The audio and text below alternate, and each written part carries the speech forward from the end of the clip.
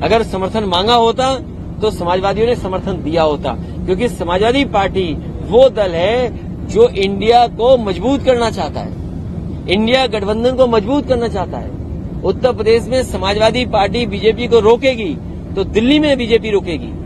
आज सबसे ज्यादा घबराहट बीजेपी को किसी से है तो समाजवादियों से है।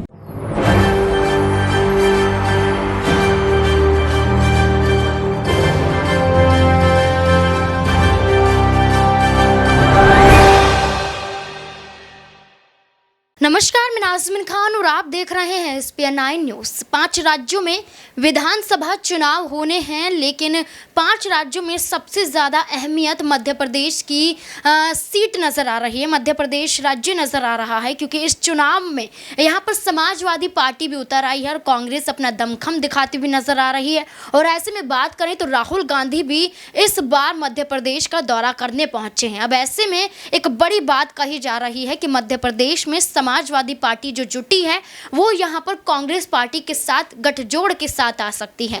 यानी कि विधानसभा का चुनाव जो इस साल के अंत तक हो जाएगा, उस चुनाव में समाजवादी पार्टी कांग्रेस के साथ मिलकर चुनाव लड़ेगी और मध्य प्रदेश में सरकार बनाते हुए नजर आएंगे। क्योंकि ये दावा इसलिए किया जा रहा है कि शीर्ष नेतृत्व वाले यहां पर नेता जो हैं वो मुलाकात करते हुए नजर आएंगे। यहां पर उनकी एक बैठक चल रही है और ये बैठक के मायने इसी तरीके से निकाले जा रहे हैं कि कांग्रेस के कई दिग्गज नेता और समाजवादी पार्टी के कई दिग्गज नेता यहां पर आपस में मीटिंग कर रहे हैं, लेकिन बाहर क्या कुछ निकल कर आएगा ये तो अभी नहीं देखा जा सकता है। लेकिन इस मीटिंग के मायने यही निकाले जा रहे हैं। वहीं दूसरी तरफ आपको ये बता दें कि समाजवादी पार्टी इंडिया गठबंधन को लेकर और उसमें कांग्रेस को लेकर कई बड़े दावे करती हुई नजर आई है कि मध्य प्रदेश में कांग्रेस यहां पर एक बड़ी भूमिका अदा करती है। वहीं यहां पर समाजवादी पार्टी राहुल गांधी की तारीफ करते हुए भी नजर आए थे और क्या कुछ यहां पर कांग्रेस को लेकर अखिलेश यादव कहते हुए नजर आ रहे हैं,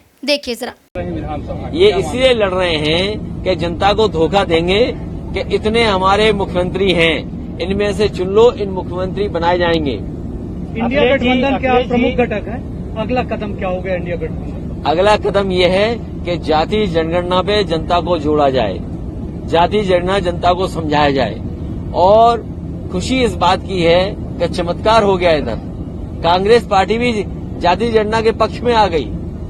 जिसने कभी लोकसभा में जाति जनगणना के खिलाफ खड़े हो गए थे, मुझे याद है वो समय में लोकसभा में था, नेताजी शरद यादव जी, आदरणीय लालू प्रसाद यादव जी और दक्षिण के सभी नेताओं ने मांग की थी कि जो सेंसस हो रहा है वो जाति के आधार पर हो, लेकिन उसने कांग्रेस ने स्वीकार नहीं किया था। मुझे खुशी है इस बात की कि कांग्रेस भी अब पीडीए के रास्ते पर आ गई है और जाति जनगणना के पक्ष में आ गई है। इससे बड़ी उपलब्धि और क्या हो सकती है? क्या लगता है विधानसभा चुनाव में? लेकिन उत्तराखंड में आपको आरोप लग रहा है कि वहाँ पर आप कांग्रेस के साथ नहीं थे, इसीलिए। देखिए, उत्तर प्रदेश में जिस समय बाई इलेक्शन हुआ, जितने भी भारतीय जनता पार्टी के खिलाफ दल हैं और जो हमारे सहयोगी दल हैं, मैंने उनसे सबसे चिट्ठी लिख करके समर्थन मांगा था। लेकिन उत्तराखंड में हो सकता है कांग्रेस को ये लगता हो कि बिना समर्थन के ही हम जीत जाएंगे। उन्होंने किसी समाजवादी को नहीं पूछा और उसका परिणाम क्या हुआ? अगर समर्थन मांगा होता तो समाजवादियों ने समर्थन दिया होता, क्योंकि समाजवादी पार्टी वो दल है जो इंडिया को मजबूत करना चाहता है, इंडिया गठबंधन को मजबूत करना चाहता है। उत्तर प्रदेश में समाजवादी पार्टी बीजेपी को रोकेगी तो दिल्ली में बीजेपी रोकेगी।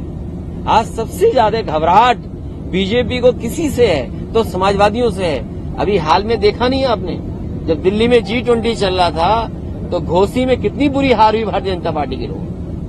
अब अपनी हार की वजह नहीं बता पा रहे हैं और कितना संसाधन जुटाया था, कितने नेताओं को जुटाया था, क्या भाषा इस्तेमाल नहीं हुई थी, लेकिन उसके बावजूद भी जनता ने समाजवादियों को चुना, पीडीए को चुना और उसका परिणाम ये है कि 50,000 हार हारी है भारतीय जनता पार्टी। इंडिया गठबंधन के बाद भारत, इंडिया का नाम भारत करने का एक सिगुपा छूटा। देखिए, ये बातें इसलिए हो रही हैं कि पहले नेताजी ने भी एक बार प्रस्ताव पास किया था विधानसभा में, उस समय बीजेपी के खिलाफ थी।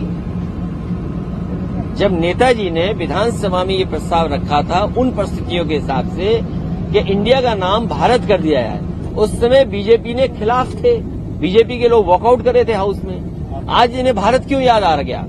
ये भारत याद करें या कुछ याद करें, इंडिया इस बार इनको हराएगा। मध्य प्रदेश में विधानसभा में आप गठबंधन करेंगे अब ये विधानसभा चुनाव? नहीं, हमारा देखिए हम बहुत क्लियर हैं, हमें किसी से कोई क्लियरिटी का सवाल नहीं है। हमारी पार्टियां हैं यहाँ, हमारे विधायक थे, हमारी पार्टी को वोट मिलता है, जो हम अपनी पार्टी को एसेस कर रहे हैं, जो हमारी पार्टी के अच्छे कार्यकर्ता नेता हैं आकलन करेंगे और वो बात रखी जाएगी जो प्लेटफॉर्म है उस पे कि हमारी पार्टी के ये प्रत्याशी हैं, हम इनके पक्ष में आपसे मांग रहे हैं। सबसे बड़ी बात क्योंकि आपको वहाँ भी कुछ मांगना है। अब ये बात अलग है, कोई बड़ी साजिश हो रही हो तो बड़ी बात है। रावण के एक उपासक है, उनकी बेटी को भाजपा ने टिकट दिया। मतलब देखिए, बीजेपी कुछ भी कर सकती है। बीजेपी को ये बताना चाहिए आपको और सवाल पूछना चाहिए बीजेपी से। दिल्ली में नए लोकसभा में एक नया बिल लेकर के आए, महिलाओं को आरक्षण देने के लिए, सीटों का आरक्षण मिलेगा उनको, और नाम भी बड़ा अच्छा रखा उन्होंने। मैं ये जानना चाहता हूं, जो अभी सूची जारी हुई है भारतीय जनता पार्टी की, उसमें महिलाओं को टिकट कितनी दी है? क्या महिलाओं के साथ धोखा नहीं है? और फिर मध्य प्रदेश है और प्रदेश है, दिल्ली का चुनाव होने जा रहा है। ये तो बीजेपी के लिए टेस्ट है कि अगर आपने लोकसभा में नारी सम्मान को लेकर के आपने इतना बड़ा फैसला लिया हो, क्या आप मध्य प्रदेश में 33% अपने संगठन की महिलाओं को टिकट देंगे कि नहीं देंगे? अगर ये नहीं देंगे तो इसका मतलब ये है कि इन्होंने जानबूझ करके जनता में महिलाओं को धोखा देने के लिए बिल लाए थे। अभी आपने कहा कि नई लोकसभा की बात की, पिछले दिनों जो भी सांसद के साथ हुआ, आपकी पार्टी का भी समर्थन था उनको। वो हमारे ही सांसद हैं जी, तो उस मामले में ये कंफ्यूज मत रखिए जी। अगला स्टेप, ये कंफ्यूजन नहीं होना चाहिए। जब जेडीएस के बड़े नेताओं ने कहा था तो ये गठबंधन के प्रत्याशी हैं। ये अलग बात है कि उन्हें बीएसपी से टिकट मिला था, लेकिन वो सपा और बसपा के गठबंधन से जीते थे। ये भारतीय जनता पार्टी की भाषा है, ये जानबूझ करके बुलवाते हैं और ऐसे से बुलवाते हैं और ऐसे प्लेटफॉर्म पे बुलवाते हैं जहां से देश में संदेश जाए। लेकिन लोकतंत्र में और जो मर्यादाएं हैं उसको लांघना नहीं चाहिए, चाहे भाषा से चाहे व्यवहार से। अपनी भाषा से व्यवहार से किसी को भी मर्यादा नहीं लांघनी चाहिए। और मैंने तो ये कहा कि उन्हें आजीवन बैन लगना चाहिए। कुछ लोगों को आपने देखा होगा हेट स्पीच में या किसी कानून के उसके अंदर उनकी सदस्यता चली जाती है, 5 साल की सदस्यता जाती है, 6 साल की सदस्यता जाती है। ये ऐसा काम किया है लोकतंत्र में जिसमें आजीवन इन पे पाबंदी लगनी चाहिए लड़ने की। जैसे कि राहुल गांधी को आपने सुना, उनका सीधे तौर पर यही कहना है कि आप इंडिया गठबंधन से समाजवादी पार्टी को अलग नहीं देख सकते, ना ही कांग्रेस पार्टी और हमारे बीच में लड़ाई करवा सकते। यहाँ पर जो सवाल पूछे जा रहे थे वो कहीं ना कहीं इसी तरीके से था कि क्या समाजवादी पार्टी कांग्रेस के खिलाफ उतरती हुई नजर आएगी। तो वहीं पर जवाब यहाँ पर आता है कि आप ऐसे सवाल ना पूछें जिसमें ये कोशिश की जा रही हो कि आप एक दूसरी पार्टी से लड़ाना चाहते हैं। वहीं आपको ये बता दें कि मध्य प्रदेश में यहाँ पर समाजवादी पार्टी जो उतरी है चुनावी मैदान में, इससे पहले जो विधानसभा चुनाव हुए थे 2003 की बात कर लें तो वहां पर समाजवादी पार्टी 7 सीटें जीतती हुई नजर आई थी और ये 7 सीट ज़्यादा अहमियत रखती हैं। वहीं उससे पहले विधानसभा चुनाव में समाजवादी पार्टी ने बिजावर सीट जीती थी और ऐसे में देखा जाए तो यहाँ पर लगभग 25 से 30 सीटों पर यादव मतदाता यहाँ पर ज़्यादा देखे जाते हैं, यादव समुदाय के लोग देखे जाते हैं, जिसको लेकर ये कहा जा रहा है कि समाजवादी पार्टी यहाँ पर यादव समुदाय को टारगेट कर रही है, तो वहीं कांग्रेस पार्टी